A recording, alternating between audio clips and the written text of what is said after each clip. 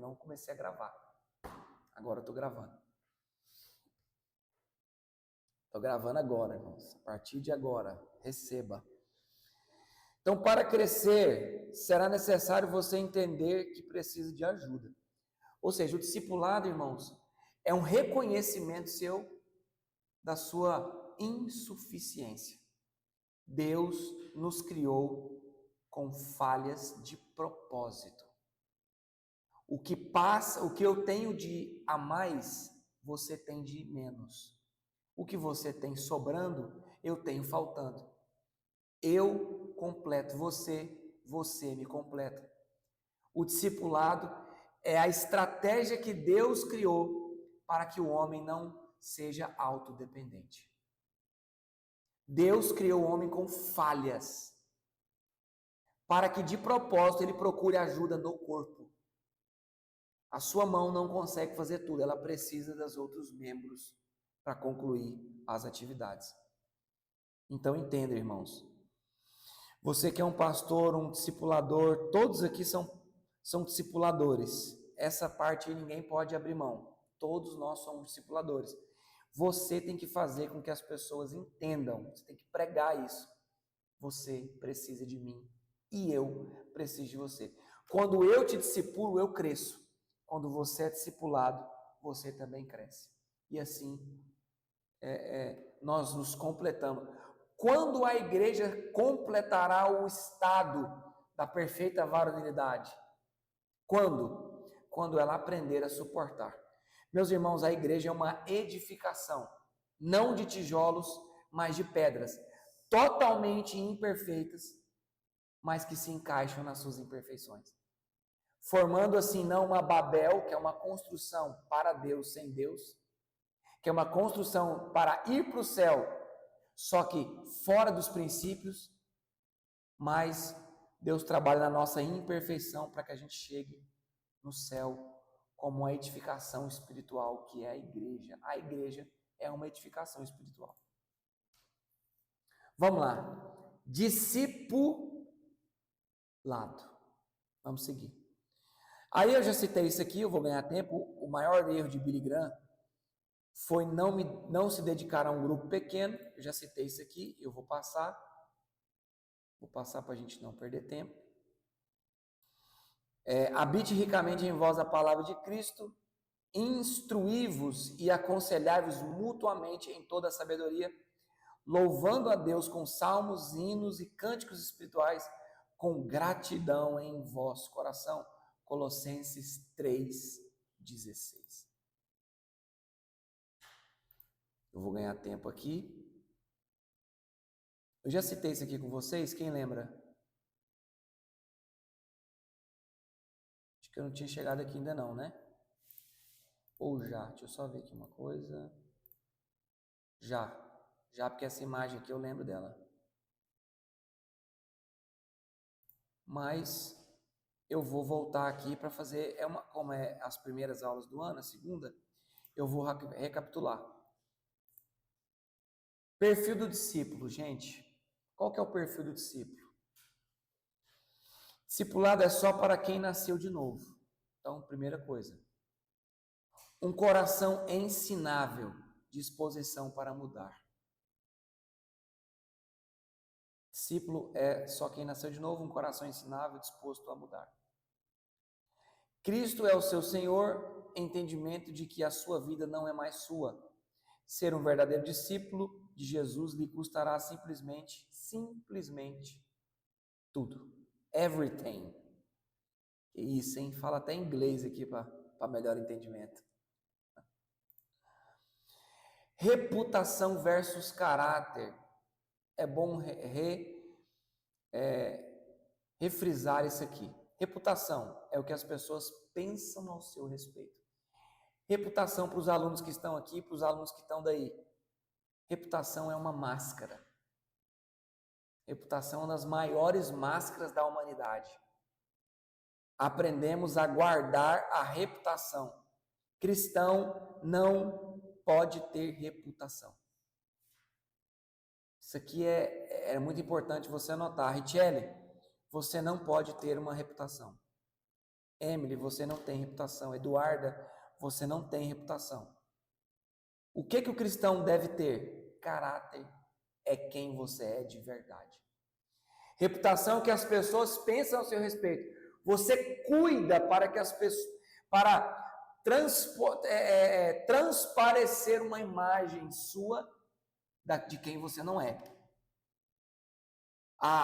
Qual é a intenção? Passar aquilo que você não é para as pessoas. É uma máscara, uma maquiagem. Isso é reputação. Reputação é totalmente máscara, ela é maquiada. Muitos pastores que vivem hoje de reputação. Vai manchar a minha reputação. Se eu fizer isso, vai manchar minha reputação. Irmãos, a pessoa que tem caráter, ela não maqueia, ela já vive aquilo, porque o caráter está instalado no ser. A reputação é externa, o caráter é interno. Isso era importante você escrever. A reputação é algo externo e o caráter é interno. Coloca aí, reputação é lei, caráter é graça. Reputação é o que os fariseus tinham. Eles defendiam e guardavam as suas reputações. O que o cristão deve se gastar? Ele deve se gastar no aperfeiçoamento do seu caráter. A graça é interior, o caráter é interior. O verdadeiro discipulado consiste em um relacionamento sincero e sem máscaras, onde o discípulo tem um papel fundamental de abrir o seu coração a fim de ser ajudado. Você quer ser ajudado? Então, abra com sinceridade seu coração. Não venha ser discipulado com reservas, com maquiagens. Irmãos, as pessoas às vezes vêm falar com a gente, ela vem cheia de reserva. Ela vem dando voltas. Precisa de ajuda, mas vem dando volta. Ou seja, querendo manter um padrão de reputação. Ela não fica nua. Né? Vamos seguir. Sem mentiras. Não mintais uns aos outros, uma vez que vos despistes do velho homem com os seus feitos. Colossenses 3:9. Anote essa referência que é muito importante. O próprio texto bíblico está dizendo, não mintais uns aos outros. Você quer ser ajudado, mas vem com... O que Zafira e Ananias fizeram?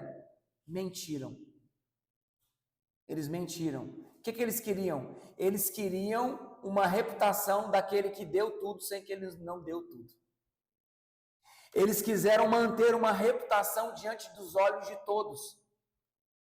Eles queriam ganhar um crédito, eles queriam ser reconhecidos por aquilo que eles não eram. Quem está entendendo isso? Ou seja, pelo amor de Deus, sonde o seu caráter, os seus princípios e veja se você não está cometendo esse pecado de Ananias e Zafira, mentindo uns aos outros. Não minta para o seu discipulador, abra o seu coração hoje. Essa é a proposta do texto. Se tem alguma área a ser tratado, não omita. Omissão é mentira. Irmãos, omitir uma informação é uma mentira. Então, às vezes, você não mente, você não inventa uma história, mas você também não fala. Você quer ser ajudado com uma meia-verdade ou com uma omissão. Isso não é bíblico. O discípulo que deseja crescer precisa ser direto, expondo as suas fraquezas, sem rodeios, indo direto ao ponto. Pergunta: qual é a sua área frágil? Onde dói? O que tem feito você tropeçar? O teu passado te condena? 4 perguntas difíceis, hein? Boas de você responder. O teu passado te condena? O que tem feito você tropeçar? Onde dói? Qual é a sua área frágil? Qual é, Ana? Não precisa falar agora, não. A Emily está aqui, você vê a cara dela aqui? Método. Encontros semanais regulares, ok. Quintas-feiras, estamos juntos. Olho no olho, alguns de vocês aqui, eu consegui olhar no olho nesse ano, outros não, mas você está convidado para vir aqui em Juazeiro e me convida para ir na sua casa também, que eu vou lá, viu? Amostragem de prioridades, 4 perguntas. Faça as perguntas certas e aguarde a resposta. Os discípulos não fazem pergunta, é impressionante. Para todos que estão aí online, pelo amor de Deus, vocês são terríveis. Esse ponto aqui vocês não fazem de jeito nenhum. Não mandam, alguns mandam. Então, alguns mandam, mas você qual vai ser a sua desculpa? Ah, o pastor é culpado, eu não vou incomodar ele. Pô, irmão, se eu não quisesse ser incomodado com você, eu não teria esse grupo. Tá entendendo? Eu não teria um grupo de discipulado. Se eu não quisesse problema, eu também não seria pastor. Eu estaria morando na praia vendendo picolé, muito mais rentável e legal. Eu fico com calor, vou lá, tomo um banhozinho de mar. Só que se eu aceitei esse desafio, é porque eu quero ser incomodado. Então mande mensagem, mande perguntas e espere a resposta. A única coisa que eu não garanto, que eu não prometo, é responder na mesma hora. Mas a promessa é, vou responder. O Richelle manda uns áudios para mim de 10 minutos. Porque ele é intenso. O Richelle ele é intenso, ele gosta de se expressar. Entendeu? Na verdade, não é a palavra nem intensa, ele é profundo. Ele vai, ele explica, ele conversa. E eu não estou criticando ele. Só que aí quando eu vejo lá o tamanho do áudio, 10 minutos, eu não consigo ouvir naquela hora. Eu vou separar um tempo para me ouvir o áudio do Richelle. E às vezes ele manda 2 de 10 minutos. Né, Richelle? Ou mais. Fora ou more, né? Mas, que bom que o Richelle faz isso. Né? A Ana, misericórdia da Ana. Ela não faz não. Essa aula está servindo para a Ana hoje. Por quê? Porque ela não aparece. Ela é oculta. Ela trabalha com ocultismo. Ela tem aqueles fumacinha de ninja. Ela pega a fumacinha e some. Quando você vê, sumiu, meu irmão. Não sei onde é que está a Ana. Ou seja, irmãos, por que você quer ser um discípulo sem passar por esses pontos? Então, você quer ser só metade? Você quer ter um discipulado de 30%, 40%? O que você quer? Ou é 100, ou é nada. Não há negociação no reino. Muita coisa você deixa de viver porque você não se expressa, porque você omite. Você não cresce porque você omite. Amém? Se uma árvore se omitir do sol, ela cresce. Cresce não, ela vai mirrar até a morte. Ou seja, se exponha ao sol. Pode até te queimar, mas se exponha, sem medo. Faça as perguntas certas e aguarde a resposta. Olha só, Paulo trata esse assunto de maneira clara, transparente, sendo assim, vamos seguir o seu exemplo. Mais adiante temos pontos que podem auxiliá-lo neste caminho árduo, evangelho, chamado verdade, confissão sincera, que te levará a usufruir do alvo que é a verdadeira vida em Cristo. Então vamos lá. Prioridades. Deus, oração, palavra e santificação. 2, família, papéis bem definidos, identificar os pontos de conflitos. Eu precisava, alguém de vocês aí da net, anota esses pontos e manda no WhatsApp, no grupo. Pode ser? Eu quero que todos que estão ouvindo esta live, tanto aqui como aí, todos, escrevam, manda lá no grupo e você vai me mandar, todos, sem exceção, todos vão me mandar uma palavra, você vai mandar um texto no meu privado, você vai escrever isso aqui e entre eles você vai responder para mim como você está nessas 5 áreas. Primeira área, aí alguém vai escrever aí, vai jogar no WhatsApp e você vai mandar para mim no privado. Todos. Deus, oração, palavra e santificação. Como que você está? Família. Os papéis estão bem definidos, identificar os pontos de conflito. Identifique os pontos de conflito na família e fale. Como está a sua vida de oração, sua vida de palavra? Como está a santificação no seu dia a dia? Como está a saúde física e emocional? Cite pontos de conflito na sua saúde física, no seu emocional. Coloque para fora, exponha, abra o seu coração. Como que está o trabalho, finanças, realizações, conflitos, dificuldades? Como que está sonhos, expectativas, dentro dessa área de trabalho? Como que está? Não conta só desgraça não, conta as vitórias também, viu? Porque a Bíblia fala chorar com os que choram e se alegra com os que se alegram. Não conta só o ruim não. Conta aí, Eduarda. Realizações, ganhando muitas almas no horto. Né, Eduarda? Vivendo dias incríveis. Dificuldades, conflitos. Coloca aí. Isso é bom para você. E em quinto lugar, ministério. Então, em primeiro lugar, Deus, na frente de Deus, oração, palavra, santificação. Eu acredito que alguém já deve estar fazendo isso, porque esse povo desse grupo aqui é um povo muito eficiente. Então, quem está vendo aí na net, vai fazer esse trabalho e colocar no grupo para a gente. Vocês que estão aqui, depois eu estou com...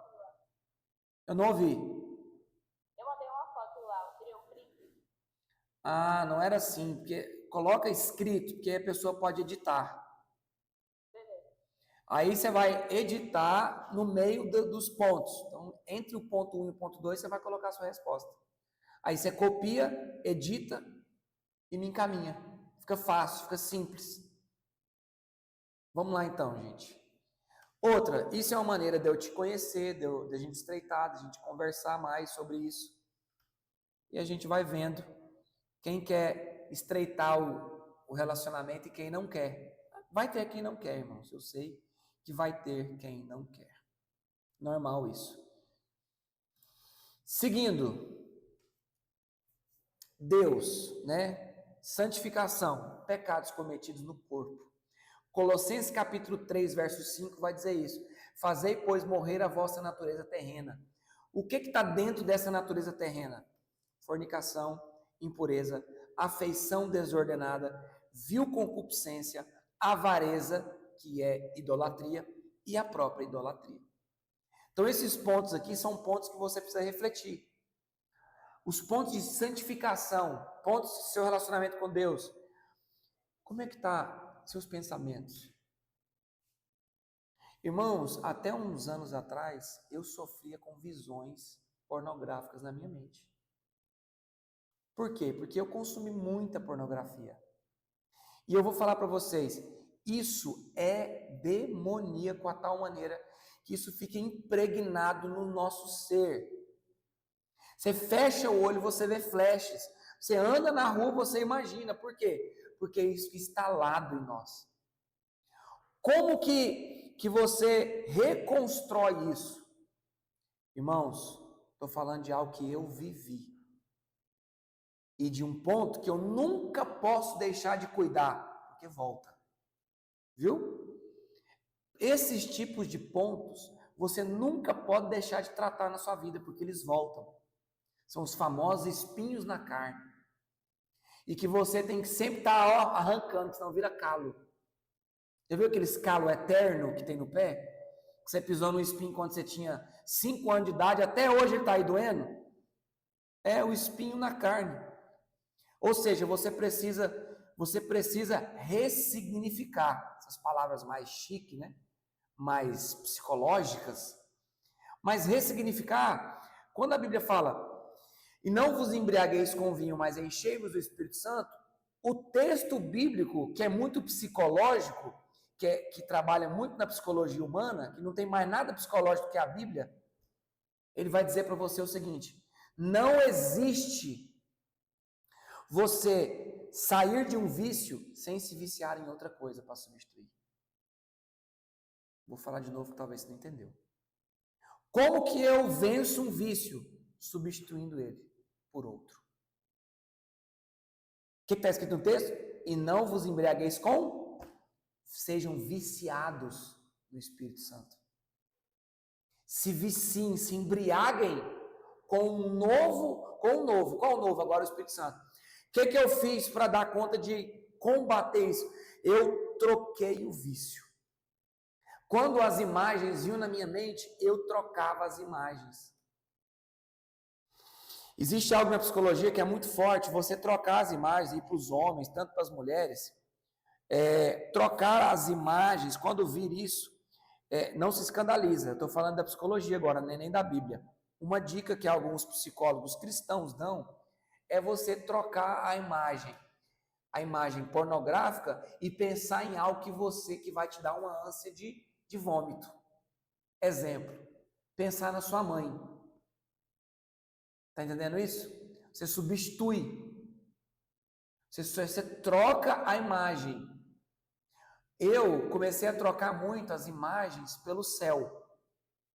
Eu pensava no trono, eu tinha imagens na minha cabeça que eu ressignificava. Todas as vezes que vem, eu troco a imagem.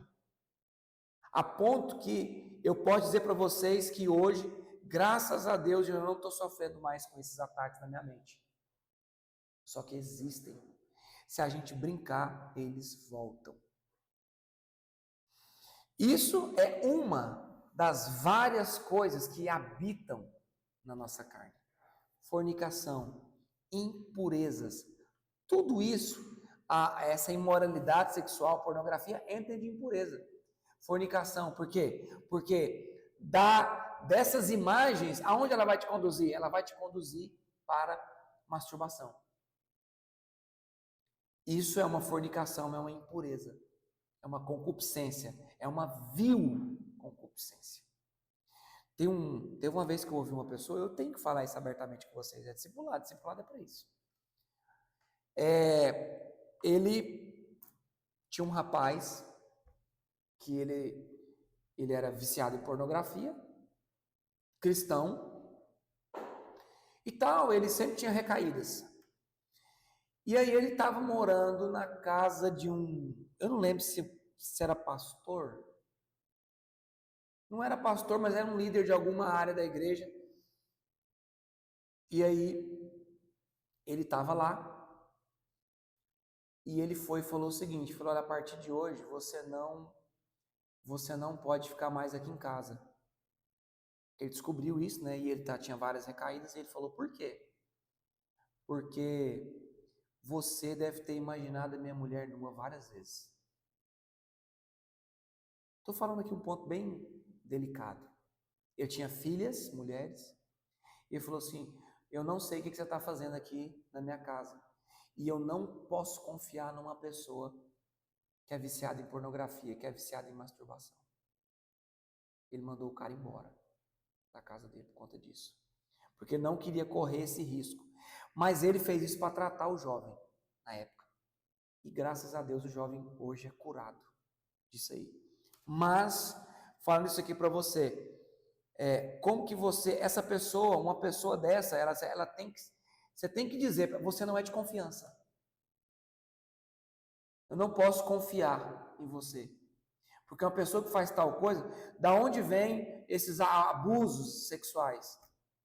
Porque se você não freia a sua mente, você não freia o seu momento secreto no seu banheiro, no seu quarto, você também possivelmente possa não se segurar diante de uma mulher. Alguém pode dizer misericórdia? Ou seja, isso deve ser falado? Deve ser muito falado. Misericórdia. Então, como que está a sua santificação? É uma das coisas, irmão, tem que ser falado, discipulado. Ele expõe coisas, impurezas. Casamento. Estou falando aqui para algumas pessoas que não são casadas, mas tem pessoas casadas. Impureza no sexo do casal. Irmão, sexo anal é pecado. É pecado. Não fazer sexo também é pecado com a sua esposa. Estou falando com a esposa, né? Com o cônjuge, casados aqui. Então, há muitas imoralidades. O pastor Zé cita muito isso nos intensivos, abertamente. Ele fala que tinha um casal que foi se aconselhar com ele, e abertamente a mulher sofria, estava o cara quase querendo divorciar, a mulher era transtornada, sabe por quê? Porque a mulher não se lembrava a última vez que ela teve um sexo normal com o marido. Todos eram sexo ilícito. Ele falou, pastor, meu marido só faz sexo anal comigo. Ou seja, um sexo impuro. Impureza até dentro do casamento. O pastor Zé também cita algo. Casais que inventam fetiches. Eu vou amarrar, eu vou colocar você como uma prisioneira. Aquelas coisas de filme pornô. Você quer viver um filme pornô dentro da sua casa, com a sua esposa. Isso aí é uma impureza. É uma concupiscência vil, é algo feio, é algo porco, é algo desprezível. O leito, a Bíblia chama o leito de leito imaculado, o leito sem mácula, que é a cama do casal. A Bíblia fala que o leito sem mácula é uma das razões para que Deus não tenha ainda destruído a terra. Porque ainda existem leitos puros. O leito é um lugar de santidade. O leito é um lugar de santidade que deve ser muito observado. A avareza, que é um tipo de idolatria terrível. Qual que é a avareza? Pessoas que não conseguem ser organizadas nas suas vidas financeiras. Tem gente, irmão, que não é desonesto, ela é desorganizada a ponto de ser reconhecido como desonesto. Vou explicar. Tem gente que você dá um dinheiro para ela fazer uma coisa, ela é tão desorganizada que ela vai gastar o dinheiro com outra coisa. Ela não quis te roubar. Ela é desorganizada a ponto de não saber usar o dinheiro. Isso aí é uma pessoa que está sujeita ao Deus Mamon. Ela é escrava do Mamon. O Mamon lidera a vida dela.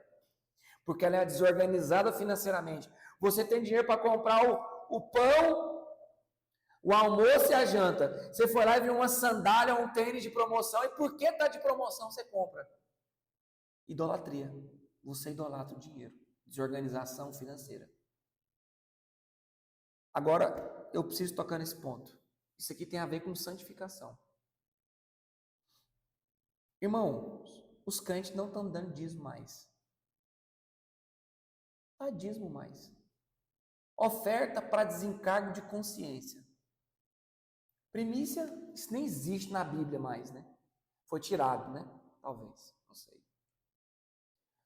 Deixa eu te falar. Abre alguém aí em Gálatas capítulo 6, verso 6. E abre e alguém aí da net pode ler. Se eu não tiver errado, eu acho que é esse texto. Lendo uma versão boa aí, não essas versão michuruca, não. 6:6. E aquele que está sendo instruído na palavra, reparta todas as coisas boas àquele a quem ensina. Outra versão. Alguém aí que abre em outra versão e leia. O que está sendo instruído na palavra, partilhe todas as coisas boas com aquele que instrui. Essa é a mesma versão. É a mesma, né? Cria uma versão diferente. Alguém que possa abrir aí. Tem alguém aqui com uma versão diferente? Mas aquele que está sendo instruído na palavra, compartilhe todas as coisas boas com É a mesma. É a mesma. Ou seja, eu queria outra versão, mas não vai aparecer, parece, né? É Gálatas 6:3. 6:6. 6:6. Aquele que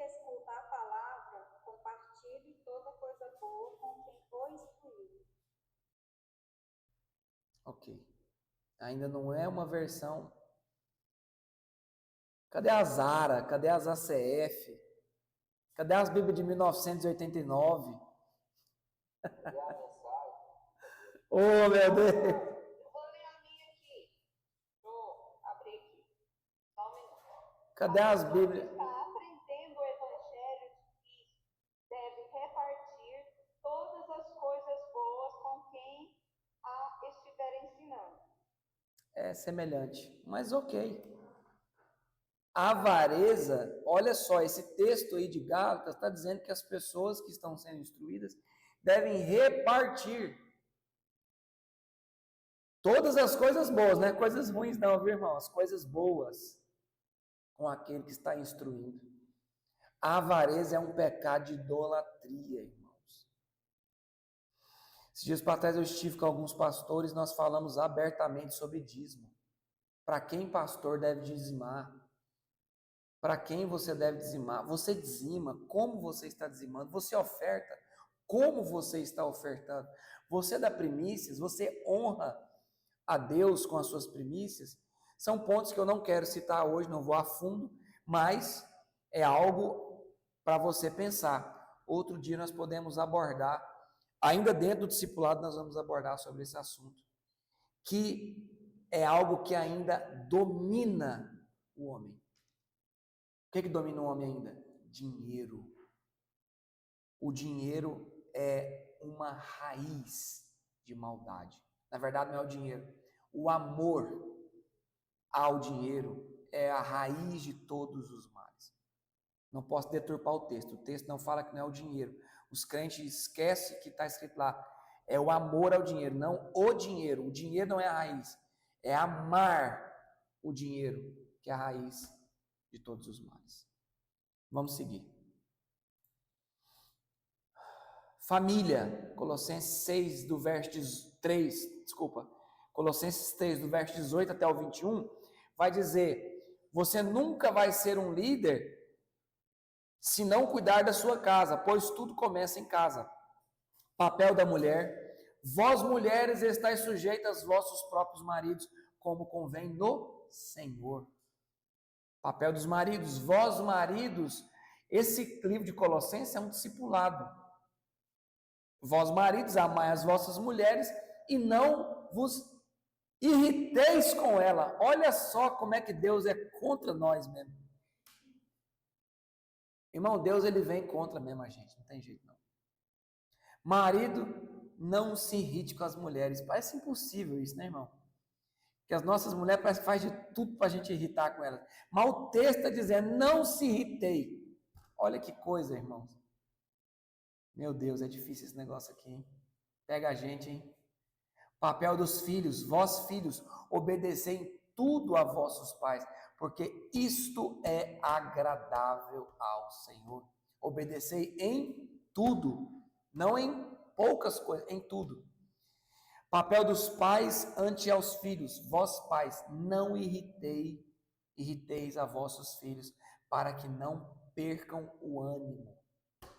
Os pais também não devem provar além demasiado os filhos, para que os filhos não desanimem na sua caminhada. Vamos seguir. Ministério. A comissão. Colossenses capítulo 4, do verso 2 ao 6, vai dizer o seguinte: perseverai na oração. Irmãos, sábado domingo, nós vamos fazer o nosso primeiro prático. Qual que é o primeiro prático que nós vamos fazer? Nós poderíamos fazer muitas coisas, porque tem muitas coisas para a gente fazer. Mas qual que vai ser o nosso primeiro prático? Ir para a cabana de oração. Fazer o quê? Orar. Como que está a sua vida de oração, irmãos? Não existe ministério sem oração. Não existe ministério sem vida de oração. Os pastores estão falidos por falta de oração. As coisas não acontecem porque não oram. Almas não se convertem porque não oram. Almas não perpetuam, não se consolidam porque os líderes não oram. Paramos de orar, por isso que as coisas estão dando tudo errado. Como as pessoas não oram e orar é mais difícil do que estudar psicologia e hipnose, os pastores estão estudando psicologia e hipnose para poder ganhar o povo por persuasão ou por hipnose. Quero me especializar em psicologia cristã, porque não ora. Irmão, pode estudar psicologia, não tem problema não. Pode falar, isso não substitui a unção e a oração. Nenhum dos artifícios humanos substituirá a unção gerada pela vida de oração. Alguém podia dizer pelo menos um aleluia. Aleluia. Aleluia, glória a Deus. Então, essa cambada de pastor que não ora, irmão, não ora. Não ora. Perseverai na oração, capítulo 4, verso 2 ao 6. Perseverai na oração. Ministério sem oração não existe. Vigiando com ações de graça, suplicai ao mesmo tempo também por nós, para que Deus nos abra a porta à palavra. Se o líder não ora, uma igreja caminhando para o abismo é uma igreja que não ora pelos seus pastores. Eu vou perguntar para vocês, para deixar vocês bem constrangidos. Vocês oram por mim? Ora. Eu vou orar até sair sangue. Irmãos, do mesmo jeito que o pastor deve velar pelas almas, como está escrito em Hebreus, do mesmo jeito a igreja deve cuidar do seu pastor em oração, em súplica, em intercessão. Quando falta esse papel, é por isso que as igrejas estão assim, irmão. Estão sendo bombardeadas a todo tempo pelo diabo e estão caindo nas armadilhas do diabo a todo tempo. Não ora. A oração, ela me blinda. A oração me esconde. A oração me coloca no esconderijo do Altíssimo. A oração me leva a vigiar. A oração me leva a ser grato. A oração me leva a ser submisso. A oração me leva ao serviço. A oração me leva ao caráter. A oração me leva ao Espírito Santo. A sujeição à palavra. A oração, a oração, a oração. Eu vou falar a verdade para você, olhando dentro do seu olho. Deixa eu olhar do seu olho aqui. Você não ora como convém. Não ora. Não ora. E tudo está dando errado porque você não ora. Não ora. O dia que a gente voltar à oração, as coisas voltam. Falamos de Deus, falamos sobre Deus, mas de Deus é difícil falar de Deus. Você sabe qual é a diferença de falar de Deus e sobre Deus? Tem diferença, Michael? Tem? Alguém aqui pode me falar a diferença de falar de Deus e sobre Deus? Pode falar, Michael, qual é a diferença? Deus está contando pelo menos uma história. Sobre Deus a gente conheceu. É o contrário. É o contrário. Alguém aí na live pode abrir o microfone e falar qual é a diferença de de e sobre? Ninguém? Um de cada vez. Ninguém atropelando ninguém. Eu não sei nem que horas são, irmãos. Tem alguns minutos. Sem empurrar, irmão. Sem empurrar. Ninguém vai falar? Então pronto aí. Falar sobre. Qual a diferença de falar de Deus e sobre Deus? Sobre Deus é narrar histórias de alguém que vive e tem uma intimidade com Deus. Falar com Deus, De Deus. de Deus, é a quem vive com Ele, né? Ok. De quem fala com propriedade. Amém.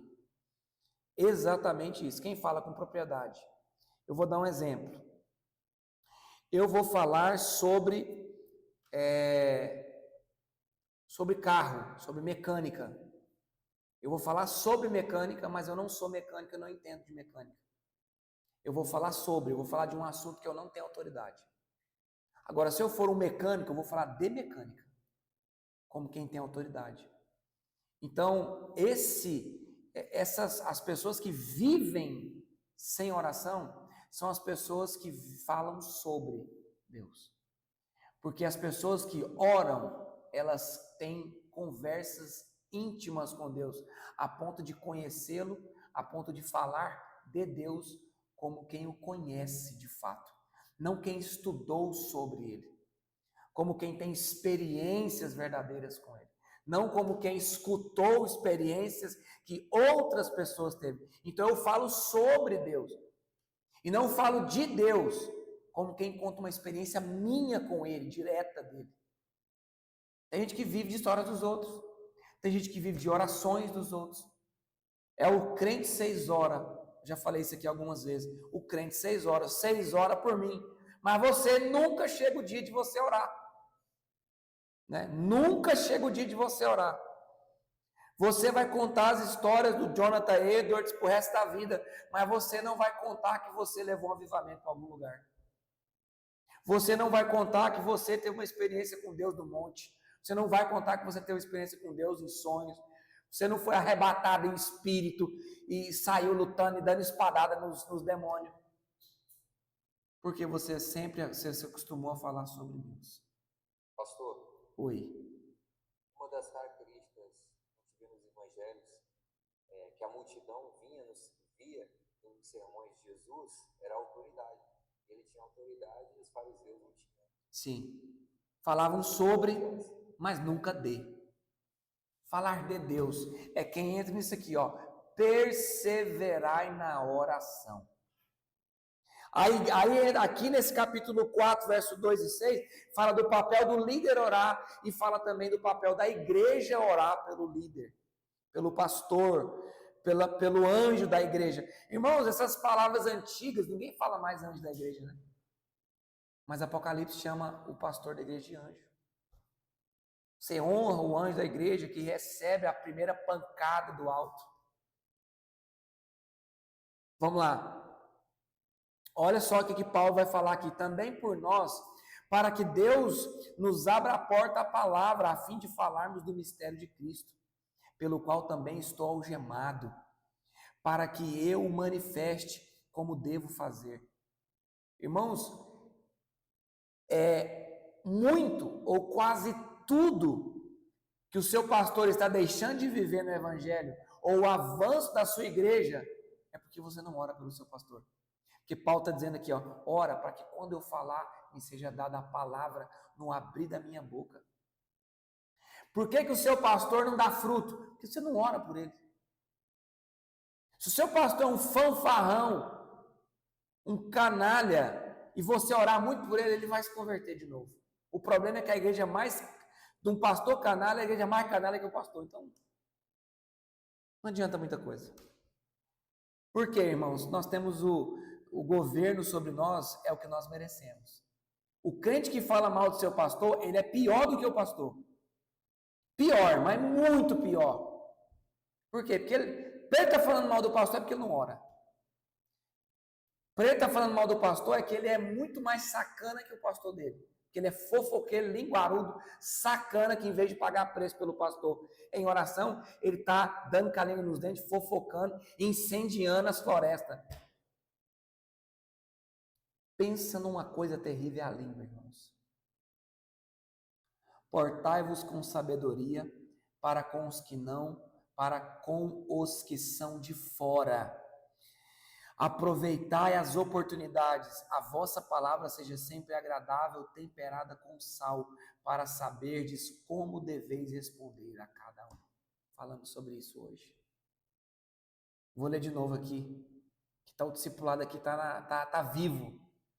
Portai-vos com sabedoria para com os outros que são de fora. Aproveitai as oportunidades, a vossa palavra seja sempre agradável, temperada com sal, para saberdes como deveis responder a cada um. Vamos seguir. Ministério, comissão, sonhe com o ministério.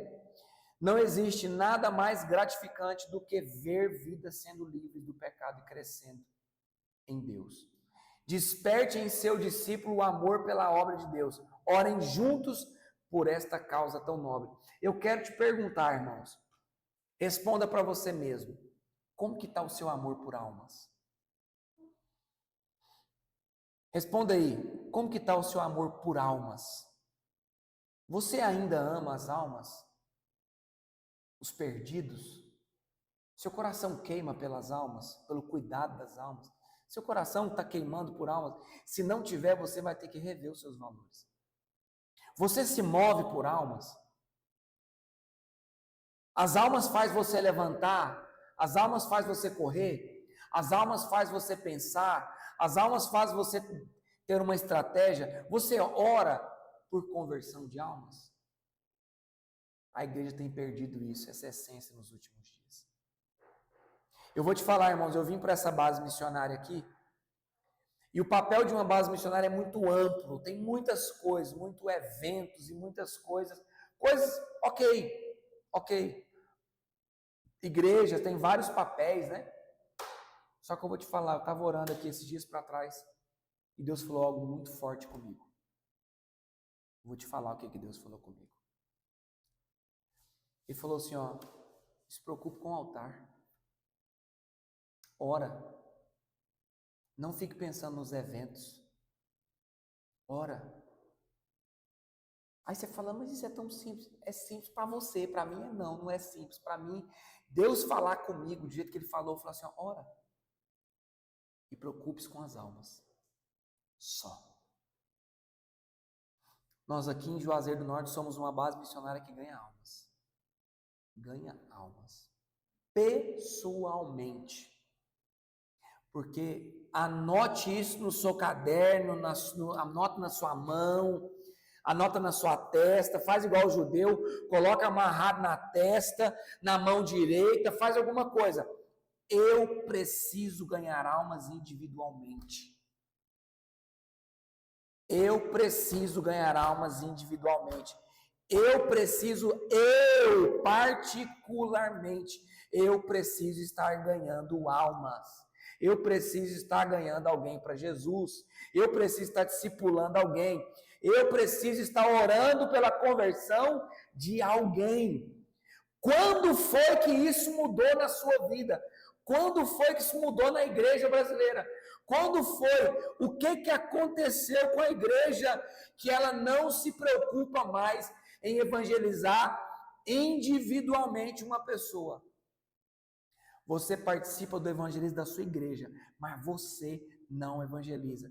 Você participa de uma base missionária, mas você vê as pessoas no coletivo ganhando almas, mas você particularmente não ganha almas. Não ganha. Não ganha. Você não ganha almas, você não está discipulando ninguém, você está esperando alguma coisa acontecer no céu, um terremoto, um tsunami, uma morte, uma perna quebrada, você está esperando, não sei, qual o sinal que você está esperando para você começar a evangelizar alguém? Não sei, a Bíblia já está muito explícita. Quantas pessoas você levou a Cristo? Quantas pessoas você está discipulando? Cadê? Eu não estou falando da sua missão, não estou falando da sua igreja, eu não estou falando do grupo de evangelho, estou falando de você. Você sentando com uma pessoa e evangelizando essa pessoa, até quando? Até ela converter. Até ela converter, até você discipular ela, ensinar o ABC da Bíblia para ela, até você batizar ela. Você, não o seu pastor, não o seu discipulador, não a sua igreja, não o seu ministério, você. Porque nós fomos ensinados, parece que é só o pastor da igreja que batiza. Isso é uma mentira. Isso não existe. Você precisa ganhar uma alma e você precisa batizar ela. Você. Isso acabou, está acabando. Está acabando. Misericórdia. Desperte em seu discípulo o amor pela obra de Deus. Orem juntos por esta causa tão nobre.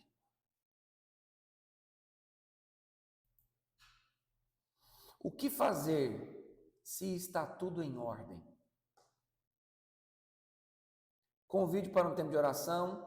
Está tudo certo? Continuamos em oração, conheça os sonhos dele, pergunte se tem algum pedido de oração, propõe uma meditação em um texto juntos e depois compartilhem com o outro. Vamos fazer isso aqui na base. Toda a base, todos os discípulos aqui da base, eu vou lançar o desafio aqui na internet também.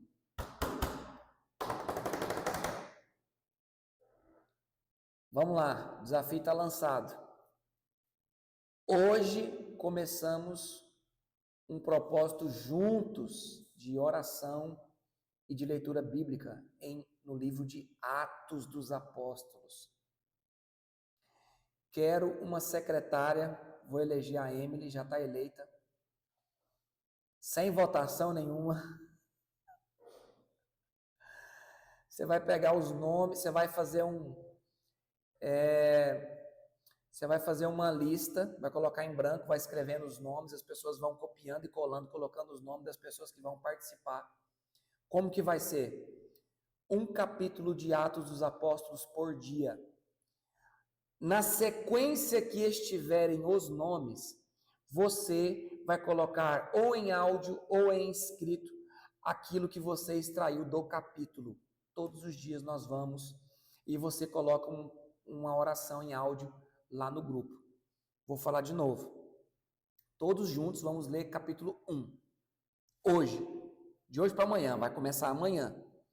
A pessoa que está lá na lista, na sequência, número 1, número 2, número 3, número 4, vai fazer o seguinte, vai ler capítulo 1 de Atos, vai meditar em capítulo 1 de Atos, vai colocar ali um resumo daquilo que você extraiu do texto e vai deixar uma breve oração a respeito daquilo que você meditou. E no outro dia segue o outro e assim sucessivamente. Ok? Estamos juntos? O pessoal que da base está tudo junto nesse propósito. Atos capítulo 1. Nós vamos meditar na palavra juntos e nós vamos orar juntos. Qual que é o seu compromisso? Abrir todos os dias, você que não está no dia. Você vai ler, vai se comprometer com ler a meditação do seu irmão, vai se comprometer a ouvir o áudio da oração do seu irmão e vamos concordar com esta oração. Aí Emily lança a lista lá no grupo e as pessoas que vão participar coloquem os seus nomes e coloquem ali sua ordem. Ela vai lançar um número, coloca lá de 1 a 20, vamos supor, Emily, e as pessoas vão colocando os nomes. Eu vou acrescentar esse pessoal aqui no grupo, depois de uma conversa aqui com eles, né, se eles quiserem, e depois a gente vai seguir com isso. E, irmãos, quão bom seria a gente ter um tempo, né, pelo menos uma vez no ano, juntar a maioria das pessoas. É meio difícil todo mundo, mas eu tive um tempo ano passado com o pastor Gamaliel, sua esposa, com a igreja ali, tive um tempo com o Gabriel, com o Samuel, tive um tempo com a Diana, com seu esposo, tive ali um tempo curto com a Michele, né? Tive um tempo com algumas pessoas aqui e também com o pessoal aqui da base, pessoalmente. Quão bom seria a gente marcar, pode ser um churrasco, uma praia, pode ser também um evangelismo, pode ser qualquer coisa desse aspecto, mas provocar tempos juntos. E um dia eu vou ter autoridade para convocar alguns, tipo assim, falar assim, Gabriel, se prepara para o intensivo em julho, se vira, dá seus pulos e venha para Juazeiro do Norte. Tipo isso, assim, sabe? Do cara ter que se virar e, sei lá, se vem de ônibus, se vem de carroça, se vem de jegue. Se você vir a pé, quando você chegar no Piauí, vai ter muito jumento na beira da estrada. Você pode acabar de chegar de jumento. Ou seja, desculpa, quem é bom em desculpa não é bom em mais nada. Amém? Eu vou encerrar por hoje, porque eu não vou seguir agora esse pedaço aqui. Posso só nessa conclusão aqui, vou só concluir aqui, exatamente. Só concluir essa parte aqui. Conclusão, você quer ser um discipulador? Seja primeiro um discípulo. Seja um exemplo.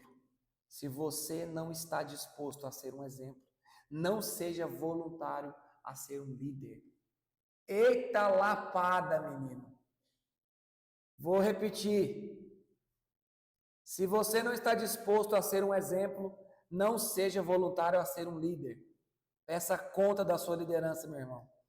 Você não presta para nada mesmo. Misericórdia, né, irmão? Porque qual que é o evangelho de hoje? Não olhe para mim. Não olhe para o pastor da igreja, não, porque ele é falho. Ele vai olhar para quem então, cidadão? Ele vai olhar para quem? Ele tem que olhar para você e ver Cristo em você. E ele tem que imitar você. Evangelho que tira de você o foco. Não, olhe para Cristo. Irmão, Cristo deixou você como referência. Tome para você a responsabilidade de ser um exemplo. Não transfira essa responsabilidade. Cristo nos responsabilizou por sermos cristãos, pequenos cristos. Paulo teve a coragem, a autoridade de dizer: sede meus imitadores, como eu sou de Cristo. Ou seja, se você não está disposto a ser um exemplo, não se voluntaria. Tem líder que quer ser líder, mas não quer ser exemplo. Então, morra, se exploda, caça vai abrir para você um bar, um boteco, vai abrir para você uma empresa, que você pode abrir uma empresa sem ser um exemplo. Pode ser um canalha, um sem vergonha, um corrupto, e pode ser o exemplo de corrupção para esse povo, porque a pessoa, querendo ou não ser exemplo, ela vai ser um exemplo. Entende isso? Não, eu não quero ser exemplo de ninguém. Faço o que eu falo e não faço o que eu faço. Não é de crente não, meu irmão. Crente não existe essa frase para cristão. O cristão fala: faça o que eu faço. Faço o que eu falo, porque eu faço o que eu falo. Eu vivo o que eu falo. Então me imite. Amém?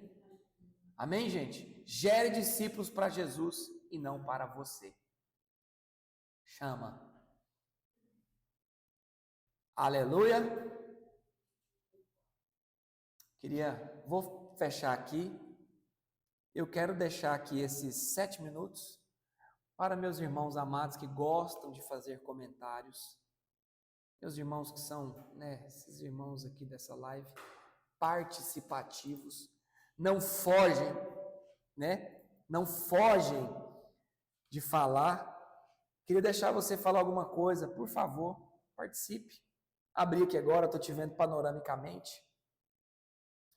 Eduarda, faça aí seu comentário. Diana, Michele, Gabriel. Aí tá assim para mim, assim, ó, mais 8 pessoas, porque não dá para ver todo mundo. Tá escrito Maria Levanete, Emily. Faça aí seu comentário, conversa comigo. Vamos lá. Você daqui também pode fazer seu comentário e falar também. Um de cada vez. Pastor. Essa palavra é bem forte mesmo. E hoje lá na oração,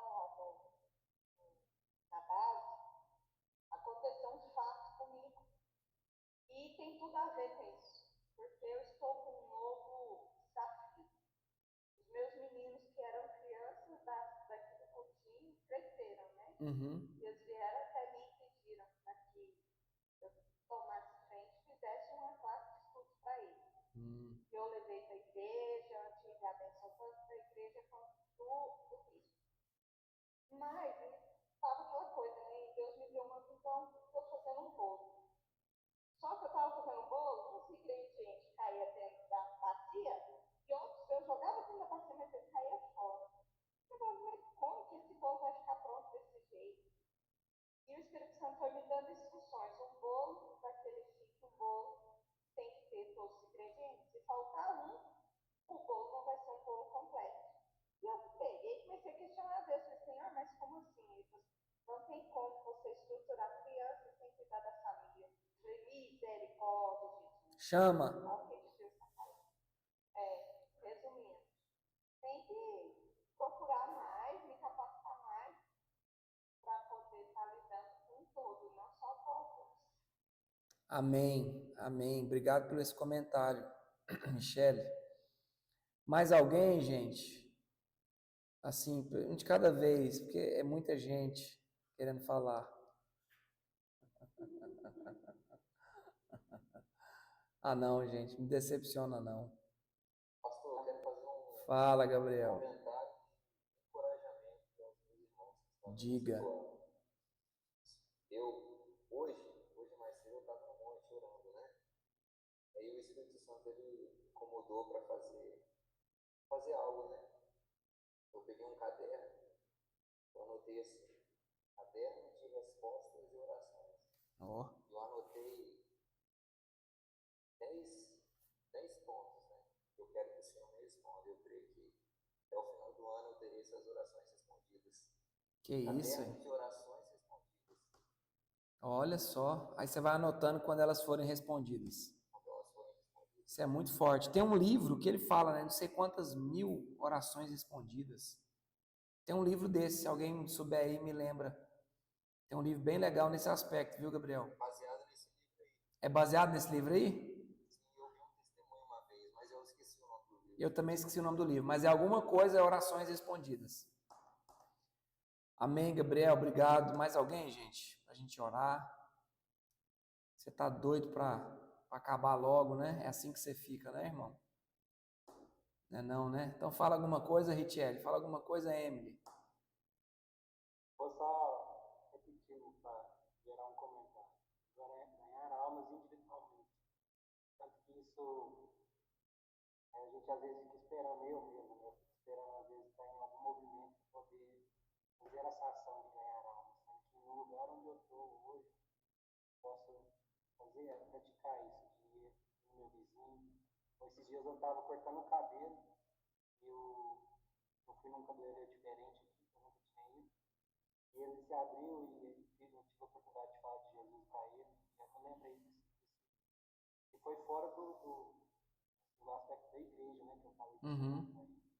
Então isso aí me fez lembrar o tanto que eu tenho que estar alinhado em oração para poder transbordar, para estar sempre falando isso, né? Ganhando almas para o Senhor. Ok. Irmãos, voltemos às almas. Amém. Amém. Se você que fale, Eduarda. Passar um livro do George Muller. É 1,5 milhão de orações respondidas. 1,5 milhão? Volume 2. George Miller. Eu acho que é Miller, mas é. É isso mesmo. Eu lembrei do autor, George Miller. Ok, louvado seja Deus. Se você, como é que é? Emily coloca lá, não deixa a gente esquecer do nosso propósito. Vamos estar junto meditando. No livro de Atos dos Apóstolos, vamos voltar a viver, irmãos, o que a igreja primitiva viveu. Amém? Glória a Deus, vamos orar juntos. A Eduarda podia já abrir o microfone e fazer essa oração para a gente. Nos abençoando.